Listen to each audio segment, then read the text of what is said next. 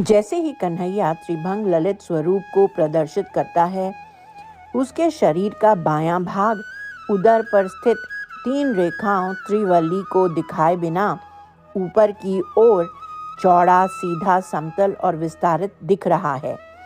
उसकी दाहिनी एड़ी उठी हुई है और उनका बायां चरण पृथ्वी को चूमता हुआ प्रतीत हो रहा है। उसका सुडोल बायां घुटना जानू थोड़ा मुड़ा हुआ है और कटी प्रदेश किंचित वक्र है। उसकी पंचरंगी वैजयंती माला और उत्तरीय वस्त्र बाईं ओर न्यारी लहराते हुए झोंटा खा रहे हैं। उसकी बाईं बाह के कांख को देखना बड़ा ही सुखद है, क्योंकि उसने अपनी बाईं भुजा को सहजता से ऊपर उठाया हुआ है। उसका दाहिनी हस्तकमल का अंगूठा सुंदर कटी प्रदेश के चारों ओर परिवेष्टित चमकदार लाल वस्त्र में छिपा हुआ है। उसके उदर के दक्षिण दाएं भाग में 3 सुंदर रेखाएं त्रिवल्ली स्पष्ट रूप से सुशोभित हो रही हैं। जरा देखो तो सही कि कन्हैया की दाहिनी ओर की सुंदरता से संपूर्ण पृथ्वी कैसे सुशोभित हो रही है। प्रसन्न मुद्रा में जब कन्हैया हमारी ओर प्रेम पूर्वक अवलोकन करता है, तो उसके नेत्रों की पुतलियां कैसी सुंदर नृत्य करती हुई विराजमान हैं। उसके कर्ण द्वय में नील कमलों की शोभा विराजमान है।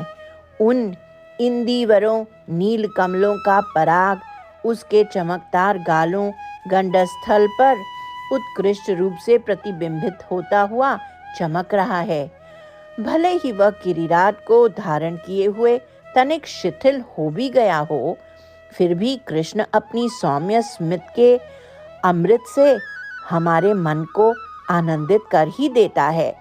आज तो उसका सुंदर मुखारविंद सभी सौंदर्य प्रतिमानों को परास्त करने वाला हो गया है। एक दूसरे ब्रजवासी ने कहा, अरे देखो देखो, यह एक महान रहस्य है। चूंकि कन्हैया बहुत समय से चला नहीं है, इसलिए उसके घुंघरू नूपुर, जो कभी मिथ्या गर्व को कुचलते हैं, सभी समस्याओं का समाधान करते हैं और सभी संकटों से मुक्ति दिलाते हैं, अब एक गूंगे व्यक्ति की तरह चुप हो गए हैं।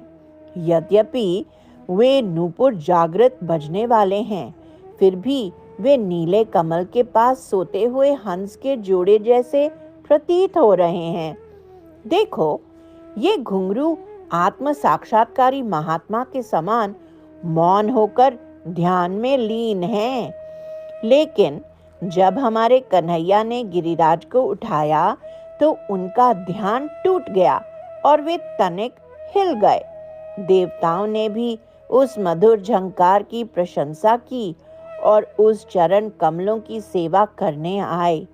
देवताओं को देखकर उनके अचानक आगमन से भयभीत होकर घुंघरू पुनः शांत हो गए। किसी अन्य ब्रजवासी ने कहा, हे कन्हैया को देखो, एक हाथ में गिरिराज को अनायास उदासीनता पूर्वक पकड़े हुए, दूसरे हाथ में अपनी बांसुरी को पकड़े हुए हैं। वह धीरे से इसे अपने अधरों पर रखकर मृदु राग युक्त मधुर तान बजाकर हमें उत्साह से आप्लावित कर देता है। ब्रजवासियों के वर्णन करने से बटु को इस वेणु के चमत्कार का स्मरण हो आया, जिसके बारे में उसने कन्हैया से कहा, हे सखा, इतना साहसी मत बनो, अपनी बांसुरी मत बजाओ। आज यदि गिरिराज तुम्हारी बांसुरी की मधुर तान सुनकर आनंदित हो जाए और कहीं तुम्हारे हाथ से फिसल कर गिर जाए, तो तुम अपने ब्रजवासियों की रक्षा कैसे करोगे? तुम्हारी वेणु में कुछ भी असंभव करने की शक्ति है। इसके श्रवण मात्र से पर्वत पिघलकर नदी बन जाते हैं और नदियां जड़ होकर पत्थर बन जाती हैं। अहो देखो, यह वेणु तो कई अविश्वसनीय चमत्कारों को कर सकता है। किसी गोप सखा ने तपाक से उत्तर दिया, हे बटू, यह पर्वत अपना धैर्य बनाए रखे और हमें विपत्तियों से बचाता रहे। यदि गिरिराज पिघलकर नदी बन गया तो वे हमारे विनाश का कारण बन जाएंगे। लेकिन तुम चिंता मत करो, ऐसा कुछ भी नहीं होगा। एक अत्यंत धैर्यवान व्यक्ति कभी-कभी परमानंद से रोमांचित अवश्य हो सकता है, लेकिन शीघ्र ही अपने को संयमित भी कर लेता है। इसलिए गिरिराज के पिघलने का तनिक भी खतरा भय नहीं है।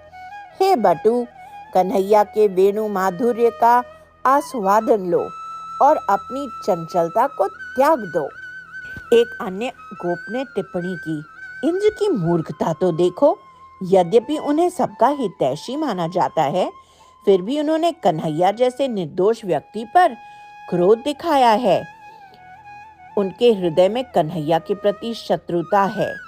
हे गिरिधारी, इंद्र ने अपने वज्र से हमारे ब्रज को वंश विहीन करने का प्रयास किया, जबकि हमारा कन्हैया तो हमेशा ही संपूर्ण जगत का हित किया करता है। इंद्र तो केवल पूर्व दिशा की रक्षा करते हैं, जबकि कन्हैया सभी दिशाओं की रक्षा करता है। हमने तो सुना है इंद्र का एक नाम हरि भी है, फिर भी हमारे भगवान हरि के समान नाम धारण करके इतने निर्लज्ज और निर्दयी क्यों हो गए हैं? किसी अन्य गोप ने टिप्पणी की, कितना आश्चर्यजनक है। हम अपने समक्ष बाढ़ से मुक्ति दिलाने वाले को, बाढ़ के निमित्त कारण मेघों को, बाढ़ के कारण उत्पन्न हुए कठिन समय को और बाढ़ के सागर को देख रहे हैं। क्या हम किसी भ्रम से भ्रमित हो गए हैं, या फिर किसी ने हम पर चमत्कार कर दिया है? चूंकि हम इतनी भयंकर स्थिति में हैं, फिर भी हम परास्त नहीं हुए हैं। एक गोप ने कहा, यद्यपि हम एक भयानक प्रलय के मध्य में हैं, तो भी हम हास परिहास युक्त वार्तालाप का आनंद ले रहे हैं। इस अमृतमयी वार्तालाप का आनंद लेते हुए हमें कोई चिंता या अशांति अनुभव नहीं हो रही है। गिरिराज धरन की जय, गिरिधारी कृष्ण की जय, गिरि गोवर्धन की जय।